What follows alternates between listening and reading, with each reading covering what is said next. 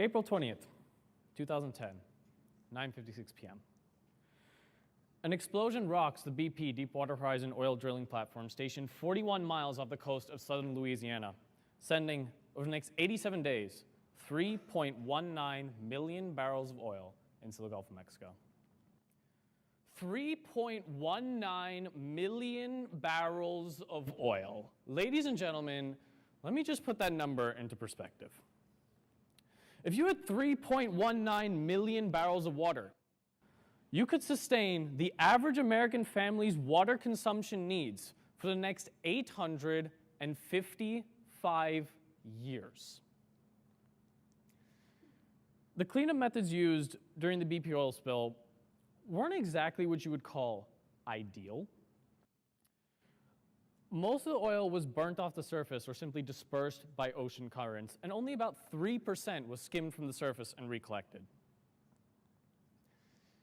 Now, around the same time this was happening, I was 10 years old and in 5th grade, and in our elementary school, Irwin, we had this little invention convention at the end of the year where all the 5th graders would come up with an idea and display it in front of their peers and the community. And everyone would go, wow. Now, I had no project at the time, but I thought, what if I combined a passion I had for robotics that started when I was 6 years old, when my dad first bought me Lego Mindstorms, with the very real problem that was the BP oil spill. My young mind made an association. Robots solve problems. Oil is a problem. So let's make robots solve oil.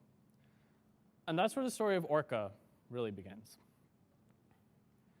I spent a long time on the greatest research platform in the world, Google, which inevitably leads you to Wikipedia. And I typed all sorts of questions into Google, and they were really phenomenal. Here's one. The best part is, you all think I'm kidding. But questions like this, what is water? What is oil? Do oil and water mix? How do they mix? How do we separate them? How do we build a robot? They're essential when you're starting a project like Orrca. And it wasn't until 2015 that I really had enough information to say, you know what, let's go for it. And that brings me to prototype 1. The first Orrca prototype can be summed up very simply as a complete disaster of all proportions. It was too big, too heavy, sealed with duct tape, put together with hot glue. The filter was straight out of my mom's coffee machine. And while building it, I almost set fire to my own basement twice. My mom doesn't know about the second time. It also wasn't exactly what you would call waterproof. You see, I built this during a time in my life when pigs could fly and boats with holes could float.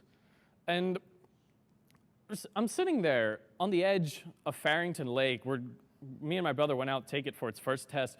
And I'm sitting there adding my last lines of code to make it actually move around. And I notice it getting shorter. Yeah. But the biggest problem of all wasn't any of this, believe it or not. It was the fact that every single time I tried to write a research proposal to anyone in the respected scientific community, Google Science Fair, CTY, you name it, it was always met by a short, one-line rejection letter or an even harsher silence. And to a 15-year-old trying to make a difference in the world, it was kind of tough. I spent every single day of my next summer in my basement refining the idea of Orrca, redesigning it from the ground up, trying to make a system that people would respect. My mom thought I was insane. But I guess you could say it paid off. The new Orrca was lighter, it was faster, it was waterproof. and it was more advanced. It also had a real working filtration system that I stumbled upon completely by accident. There's this material used in the automotive industry called polypropylene, and it's used to wrap around your carburetor when it leaks oil. And if you have a carburetor, it always leaks oil. And I took a sheet of this thing, bought it off Amazon, obviously, and I rolled it up, and I passed an oil water slurry through it, and the only thing that came out the back was clean water. Score.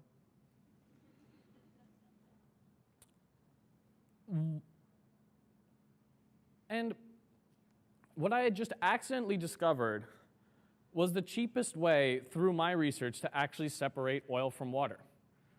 And this is the craft that ran local trials in the lake. That summer, I sent my application off to World Maker Faire in New York. And if you've never heard of World Maker Faire, it's a gathering of people from all around the world, and is famous for one thing: people who take absolute junk and make it into something pretty amazing.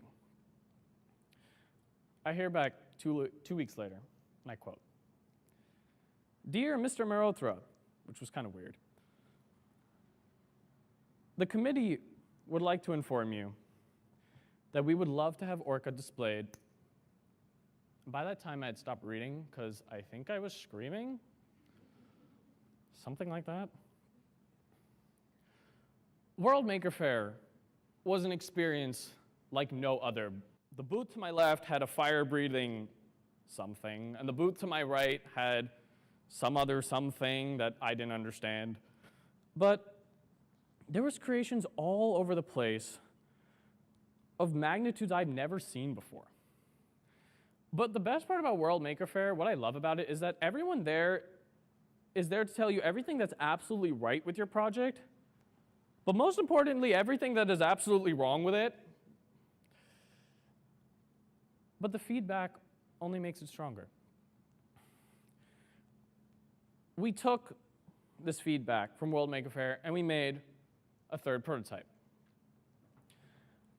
The third prototype was once again smaller, stronger, made of better materials, had a better filtration system, which this time included heavy metals as well as phosphates and nitrates in addition to the oil.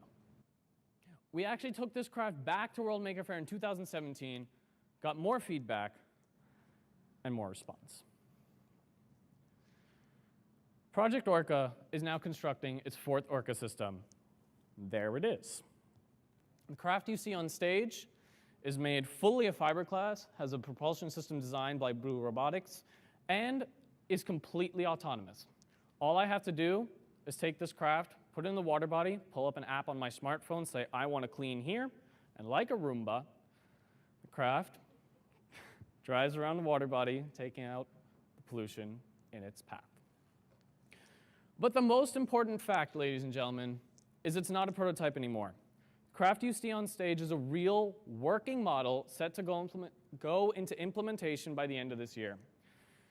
By June of 2018, we will have completed testing of the Natalia V4. By August, we'll have started the first local implementations, and by December, our little fishy will be cleaning water pollution outside the borders of New Jersey.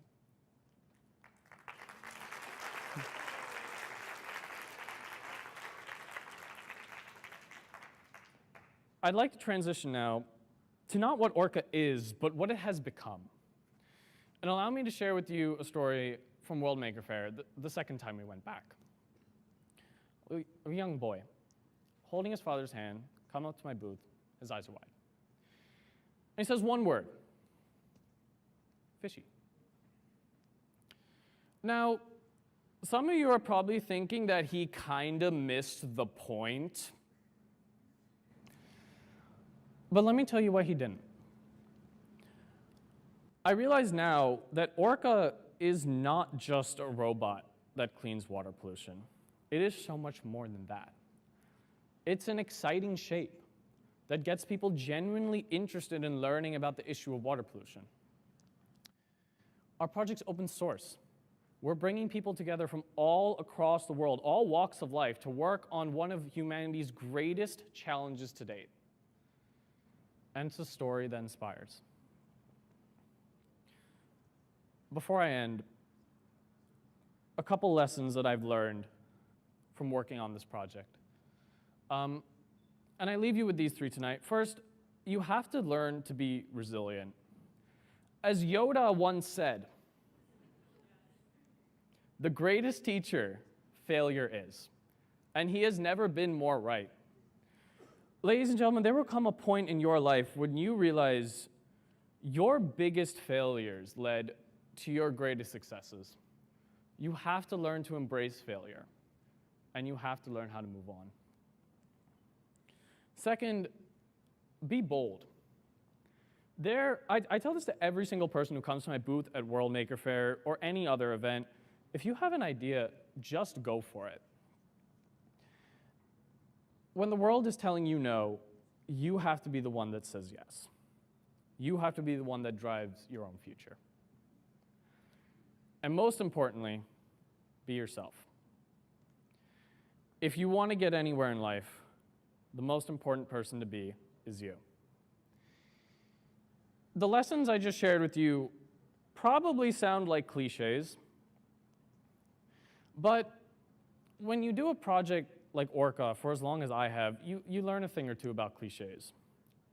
They're actually true. Otherwise, why would we put them in every single English essay we happen to turn in ever? And why would we waste our breath on them? Ladies and gentlemen, I started Project Orrca 8 years ago, not having any idea where it was going to take me, not even knowing if I had an idea that was remotely viable.